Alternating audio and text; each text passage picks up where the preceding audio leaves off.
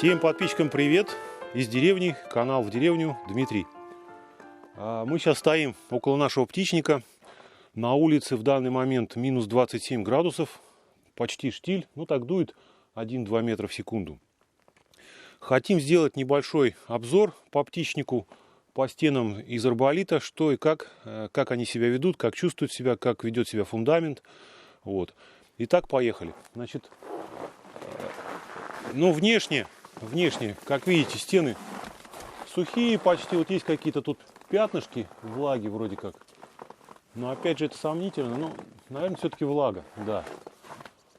Вот этот так называемый в кавычках стеклопакет, он запотел, это внутри рамы, то есть какая-то там остаточная влага, видать, гуляет. В целом стена сухая, ничего такого на ней нету, как каких-то этих пятен. Можно посмотреть на южную стену, тоже она просохла, когда вот установились морозы такие, влага, которая вот была в верхней части, верхний вот этот пояс, она вся ушла, то есть как будто и не было ее никогда. То же самое здесь вот этот стеклопакетик как бы изнутри запотевший, и изморозь там наблюдается. Такая же изморозь у нас вот тут на пленке. Пленка, кстати, как барабан такая натянута. Хорошо натянул. Вот. Ну, фундамент, ничего необычного, стоит, куда ему деваться. Вот здесь что-то такое осталось, тоже какие-то вот пятнышки мокрые.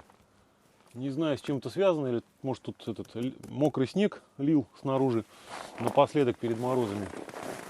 Вот, идем дальше. Здесь у нас трубы вентиляции проходят. Видите, они какие красивые, новогодние стали. Ежики такие. Вот.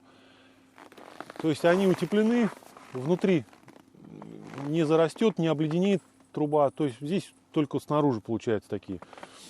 Даже не сосульки, я не знаю, как это назвать. Мох. Елочки такие, мох, да, ледяной мох. Вот. И вот, видимо, с этой стороны дул ветер, как раз юго-восточный. Обычно он приносит всякую сырость. И вот здесь вот еще так видны вот эти вот мокрые пятна, именно вот в верхней части. Хотя, я не знаю, может быть, они связаны именно с тем, что строили в последний момент. Уже осень была, и вот эта часть была сильно подмочена дождями у нас. Нам даже крышу было не поставить, потому что лили дожди постоянно. Вот, кстати, я не доделал, не доободрал. Вот эти вот штуки, торчащие из стены, рубероид, то, что был проложен между фундаментом и стеной, на них собирается снег, он потом тает и как бы тянет воду вот туда, в арболит как раз. Это надо будет дело все пройтись, ободрать, чтобы не было таких полочек. Вот это мною было подмечено, что мокнет стенка. А вот это у нас северная стенка. Вот здесь остается как бы вот этот пояс такой сырости у стены. Но сырость эта, она исключительно снаружи. Внутри, вот сейчас мы внутрь зайдем, я покажу, что при этом стена, если бы она была насквозь мокрая, то с той стороны она была бы покрыта инеем. Из-за вот конденсата, из-за воды, содержащейся там в воздухе, она была бы покрыта инеем. Но вода вот эта, она только снаружи. Сейчас я вам внутрь, когда зайдем, покажу все. В принципе, вот все стоит, не падает, как говорится. Наверх, кстати, я еще не лазил, не смотрел опилки, как они там себя ведут. Но я думаю, там все нормально будет с утеплением. Ну что, пойдем внутрь? Да, хочу сказать, видите, у нас тамбура нету. В планах здесь строительство такого небольшого тамбура, чтобы хоть какая-то теплоизоляция была вот этой двери. Потому что она у нас практически граничит с улицей. Это, конечно, не дело, будем это исправлять. Видите, в результате покрыта инеем вся полностью. Она мокнет у нас, когда тепло наступает. Все это дело тает. Сейчас она просто покрыта инеем. Спрашивали, значит, про вентиляционную трубу. У меня здесь включены два вентилятора на вытяжку. И они работают иногда даже круглосуточно, я их оставляю, днем и ночью продувают. В данный момент вот эта труба перекрыта. Вдув воздуха идет только по одной трубе, по длинной, по самой. И вот этот вот уголок у нее, который с улицы, заход холодного воздуха, он иногда покрывается небольшим таким тоненьким или водяным налетом. И вот вчера я видел первый раз изморозь такая была. Ну, тоненькая, которая, в принципе, потом сходит, исчезает куда-то. Видимо, по мере испарения воздуха, испарения воды, изнесения ее из помещения с помощью вентилятора, вот эта изморозь сходит. А так ничего, то есть все нормально. А по поводу вот северной стены я хотел сказать. Я показывал, что снаружи мокрые пятна. Видите, стена, она как бы у нее цвет немножко другой, потому что здесь недобелено, покрыто всего на один раз, по-моему, звездкой. Вот. Но при этом она сухая, на ней нет никакого иния, изморози, ничего такого нету. Она холодная по ощущениям, но не как бетон, а как бы ну, просто вот холодная стена такая. Вот тут пятна такие желтые выступают, но они как бы это сухие пятна. Я не знаю, с чем это связано. Возможно, какие-то присадки в цементе содержатся или еще что-то. Просто вот сквозь звездку проступили вот такие желтые пятна. Не везде, но вот так по периметру они где-то есть. Причем именно вот как раз в верхней вот этой части, которая сильно мочилась дождями. Потолок, хочу сказать, пленка вот эта, ну, никакого иния, никакой изморози, никакого конденсата я не наблюдаю. Вопреки, вот кто-то там писал, зачем потолок пленкой затянул и так далее. Ничего подобного, все как бы хорошо, абсолютно сухой, ни разводов, ни пятен, ни иния я не наблюдаю. Наверху лежало изначально, наверное, сантиметров 30 опилок, но и так неравномерно там были, но сейчас, скорее всего, они улежались, по краям даже подсдуло немного опилки. Но тем не менее, даже вот если где вот фронтон проходит, здесь самый тонкий слой, никаких ни иния, ни конденсата, ничего я не наблюдаю. У нас здесь стоит вот такой масляный радиатор старенький, Делонги, которому, наверное, лет 20 уже. Он стоит на таком, на минимуме, минималочка, и постоянно греет круглосуточно, отапливает птичник. Просто у меня был расчет, что мы на глубокой подстилке будем держать, и глубокая подстилка будет согревать кур. Но дело в том, что ее начинают засыпать чуть ли не с августа, а так как мы в августе еще строили птичник, как вы помните, поэтому подстилку мы засыпали уже, наверное, в ноябре. Естественно, она не успела, во-первых, напитаться куриным пометом, во-вторых, уже как бы было холодно для того, чтобы инициировать запуск бактерий, чтобы они начали работать. Я, конечно, пролил теплой водой тут с бактериями, но пока вот я эффекта не наблюдаю. То есть я трогаю опилки, они как бы не холодные, не ледяные, но и не горячие. То есть вот такого тепла от них я не ощущаю. В общем, основной отопительный прибор у нас в этом сезоне пока масляный радиатор. С проводкой я пока ничего не занимался, пока все вот сыро, в раздумьях, все наготове лежит, автоматы, там, выключатели, спасибо Руслану. Но пока вот что-то руки не дошли. Да, вот у нас тут для контроля висит такой термометр на середочке где-то, и не на полу, и не высоко, где-то в метре от пола. И он вот в данный момент показывает 0 градусов. На улице в это время минус 27. Повторюсь. Может уже и 28, потому что к 11 утра, как правило, мороз крепчает. Вот, то есть у нас ниже нуля не опускалась температура. Ниже может быть только вот здесь, где совсем низко. Вот тут небольшой ледок такой образовался. Я поставил чугунок тут. Здесь Мурзон у нас обитал, чтобы он пил. Небольшой ледок образовался. То есть где-то тут в районе минус 1 на полу есть. Ну, тут совсем низко. Там, где куры, я думаю, там, по крайней мере, +1 точно держится. На яйценоскости кур вот эта вот температура, она не сказывается. Теперь, значит, по поводу фундамента. Я не знаю, видно или нет, но вот фундамент здесь покрылся инеем. О чем я, в общем-то, и говорил, так как он не утеплен у нас с той стороны. Я планирую пеноплексом его утеплять, чтобы отсечь как бы холод. Как я и предполагал, он будет у нас индиветь.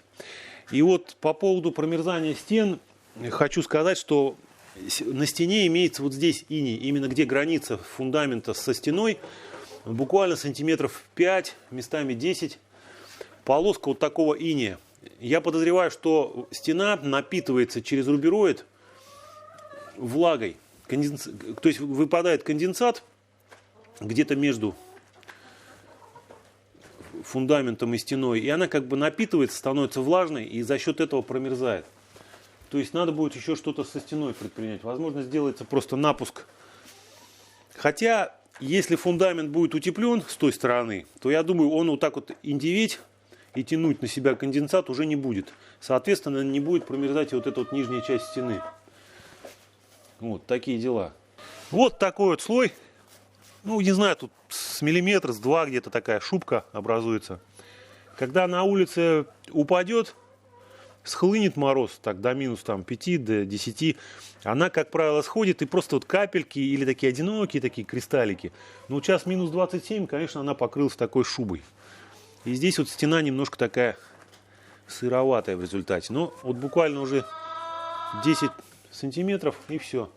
Стена сухая, и никаких искорок, никакого иния там на ней не наблюдается на всем протяжении. То есть стена 25 сантиметров арболита, не промерзает, получается, держит хорошо.